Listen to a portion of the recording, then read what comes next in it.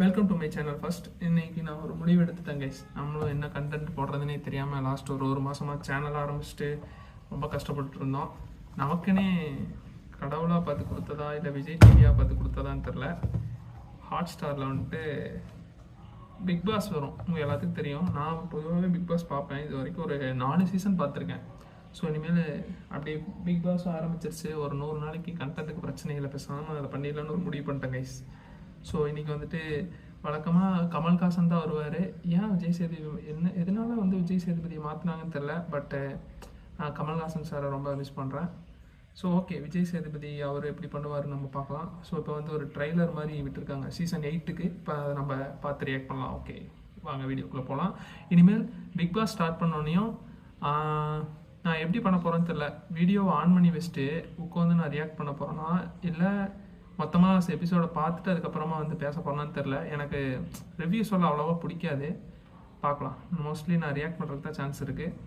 யாருமே பண்ணாத ஒரு விஷயத்த பண்ண போகிறோம். ஏன்னா மொத்த பிக் பாஸையும் முழுசாக உட்காந்து பார்த்து அதை ஆன்லைனில் ரெக்கார்ட் பண்ணி போட போகிறேன். இது கொஞ்சம் பெரிய டாஸ்க் தான். ஏன்னா ஃபுல்லாக போகிற நான் ஃபோனில் தான் ரெக்கார்ட் பண்ணுறேன். ஃபோனு வேறு ஹீட் ஆயிரும், என்ன ஆகும்னு தெரில. ஸோ கைஸ் பார்ப்போம் என்ன பண்ண போகிறேன்னு. ஸோ இப்போ நம்ம இதை பார்த்துருவோம். சீசன் 8க்கான டீம்.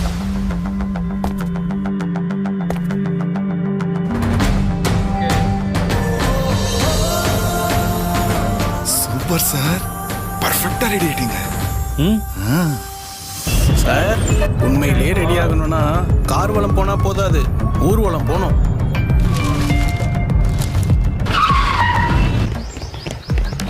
இத பார்த்தது இந்த குரூப்பிசம் பண்றவங்க டாமினேட் பண்றவங்களெல்லாம் சும்மா ஓட விடணும். என்ன தம்பி பாக்குறீங்க?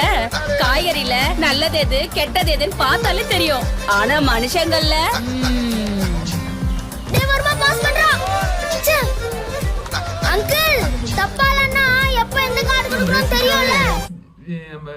விஜய் சேதுபதி அண்ணா எப்படின்னா, நீங்கள் பார்த்துருப்பீங்க பத்திரிக்கைக்காரங்களையே அங்கேயே வச்சு செஞ்சு விட்ருவாப்புல. இப்போ பிக் பாஸ்லலாம் எப்படி செய்வாரோ தெரில. சம்பவம் ஆனால் உறுதிங்க, அதில் நான் ஸ்ட்ராங்காக இருக்கேன். ஏன்னா அவர் ஆனால் ரீசெண்ட் டைமில் வந்து முன்னாடி மாதிரி அவர் வந்துட்டு ஒரு இடத்துல நின்று ஸ்ட்ராங்காக அவ்வளோவா பேசி நான் வீடியோஸ்லாம் எதுவும் இப்போதைக்கு வர்றதில்ல. ஸோ பட் பிக் பாஸில் எதிர்பார்க்கலாம் நான் நினைக்கிறேன். ஓகே, வெயிட் பண்ணி பார்ப்போம். பெஸ்ட்டாகவே செஞ்சுட்ருவாரு. ப்ரோ, இந்த இலகன மனசுலாம் 12 ஓகே, பிபில வேண்டாம். தம்பி, ஆளுக்கு ஒரு நியாயம் பேசுவாங்க. வாழைக்காய் பஜ்ஜி மாதிரி வளவளன்னு இருக்காம மிளகா பஜ்ஜி மாதிரி சும்மா சுருக்குன்னு கேட்கணும்.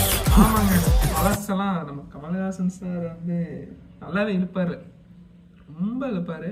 இவர் கொஞ்சம் சாட்டா ஸ்வீட்டா டக்கு டக்கு டக்குன்னு வெறும் வெடிகளாக வெடிச்சிட்டு இருக்கணும் அப்படின்னு தான் நல்லா இருக்கும். என்னடா பம்புற, உங்ககிட்ட சொல்றது கருத்து ஏதாவது இருக்கா? அதேதான் சார், வீக்கெண்ட்ல தான் சார் நல்ல மாதிரி பம்புவாங்க, வீக் டேஸ்ல எகிருவாங்க. உஷாரா இருங்க சார். சரிங்க சார்.